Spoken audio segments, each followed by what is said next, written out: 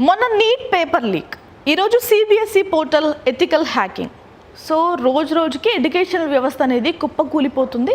ఇప్పుడు CBSE exam రాసిన, అంటే 12th స్టాండర్డ్ ఎగ్జామ్ రాసిన 17 లక్షల మందికి కూడా అన్యాయం జరిగినట్టే. ఎందుకంటే వాళ్ళ పేపర్స్ వాళ్ళవి కాదు అని వాళ్ళే బయటకు వచ్చి మాట్లాడుతుంటే ఇంకెవరికి మార్కులు వేసినట్టు, ఎవరు రాసిన ఆన్సర్స్కి వాళ్ళు మార్కులు వేసినట్టు. దీనిపైన ఈరోజు మన వీడియోలో మాట్లాడుకుందాం. Welcome to Edunine career guidance, Josh innovations private limited, Edunine overseas consultancy.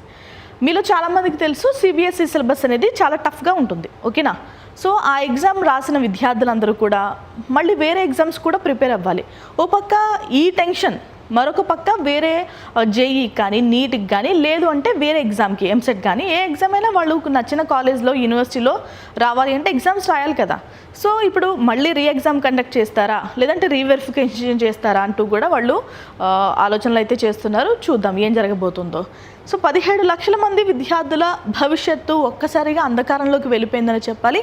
ఇంకా సేమ్ అదే పిల్లల్లో నీట్ పేపర్ లీక్ గురైన విద్యార్థులు కూడా ఉండుండొచ్చు. సో 2-3 దెబ్బలు అయితే వరుసగా తగులుతున్నాయి మన పిల్లలకి. అసలు ప్రాబ్లం ఎక్కడ వచ్చిందంటే, ఏదైతే వాల్యుయేషన్ సిస్టమ్ని ఓఎస్ఎం పద్ధతిని తీసుకొచ్చారో అందులోనే చాలా పొరపాట్లు జరిగిపోయాయి.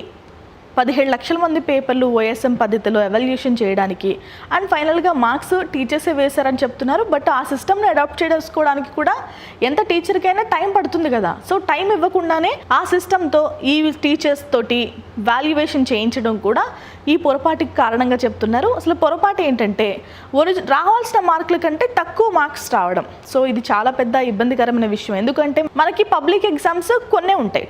ఇంతకుముందు 7th క్లాస్ ఉండేది, తర్వాత 10th class, inter first year, inter second year మనకి పబ్లిక్ ఎగ్జామ్స్, తర్వాత గ్రాడ్యుయేషన్ లెవెల్లో ఎగ్జామ్స్, ఫైనల్ ఎగ్జామ్స్ అయినా కానీ అంతా పట్టించుకోరు చాలామంది, ఓకేనా. సిబిఎస్ఈ విద్యార్థులకి ఏంటంటే 10th క్లాస్ అయిన తర్వాత 12th క్లాసే వాళ్ళకి పబ్లిక్ ఎగ్జామ్, 11th ఉండదండి, ఓకేనా. ఇంటర్ ఫస్ట్ ఇయర్ అయితే పబ్లిక్ ఎగ్జామ్ ఉండదు కాబట్టి వాళ్ళకి 12th క్యాలిక్యులేట్ చేసుకుంటారు. సో ఆ 12th ఎగ్జామ్లోనే వాళ్ళకి మార్కులు ఇంత భయంకరంగా రావడం కూడా చాలామంది ఇప్పటికీ ఫీల్ అవుతున్నారు.